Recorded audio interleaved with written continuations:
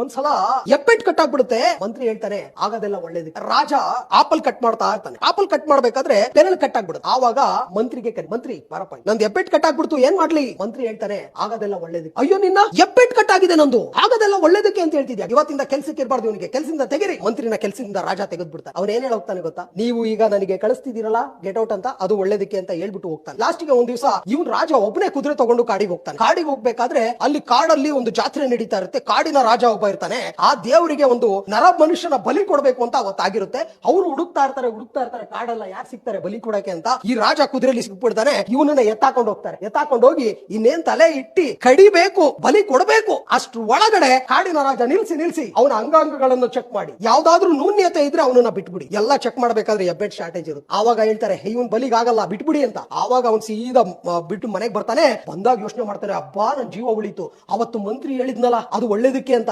ಒಳ್ಳೇದಕ್ಕೆ ಒಂದು ಎಬ್ಬೆಟ್ಟು ನನ್ನ ಜೀವನೇ ಉಳಿಸ್ಬಿಡ್ತು. ಅವನ್ ಎಲ್ಲಿದ್ದಾನೆ ಕರ್ಕೊ ಬನ್ನಿ ಅಂತ ಅವನು ಕರೆದ್ಬಿಟ್ಟು ಶಾಲ್ ಹಾಕಿ ಸನ್ಮಾನ ಮಾಡಿ ಬಾರಪ್ಪ ನೀನ್ ವಾಪಸ್ ಕೆಲ್ಸಕ್ಕೆ ಸೇರಿಸ್ಕೊಡ್ತೀನಿ ಅಂತ ಹೇಳಿದಾಗ ಅವಾಗ ಒಂದು ರಾಜ ಒಂದು ಮಾತು ಕೇಳ್ತಾನೆ, ನೀನು ಗೆಟ್ ಔಟ್ ಅಂತ ಹೇಳಿದಾಗ ಅದು ಒಳ್ಳೇದಕ್ಕೆ ಅಂದಲ್ಲ, ಅದು ಯಾಕೆ ಅಂತ ಕೇಳಿದ್ರೆ ಅವನು ಅವಾಗ ಹೇಳ್ತಾನೆ, ನೀವೇನಾದ್ರೂ ಗೆಟ್ ಔಟ್ ಅಂದೆ ನಾನು ನಿಮ್ ಜೊತೆ ಇರ್ತಿದ್ರೆ ನೀವು ನನಗೆ ಕಾಡಿ ಕರ್ಕೊಂಡು ಹೋಗ್ತಿದ್ರಿ ಬೇಟೆ ಆಡಕ್ಕೆ. ಆವಾಗ ನಂದೆಲ್ಲ ಕರೆಕ್ಟ್ ಆಗಿತ್ತು, ನಿಮ್ದು ಬೆರಳು ಕಟ್ಟಾಗಿತ್ತು, ನನಗೆ ಕೊಟ್ಬಿಡ್ತಿದ್ರು ಬಲಿ. ಅದಕ್ಕೋಸ್ಕರ ನಾನ್ ಬಚಾವಾದೆ. ಅದು ಒಳ್ಳೇದಕ್ಕೆ ಅಂದ್ರೆ ಜೀವನದಲ್ಲಿ ಆಗೋದೆಲ್ಲ ಒಳ್ಳೇದಕ್ಕೆ.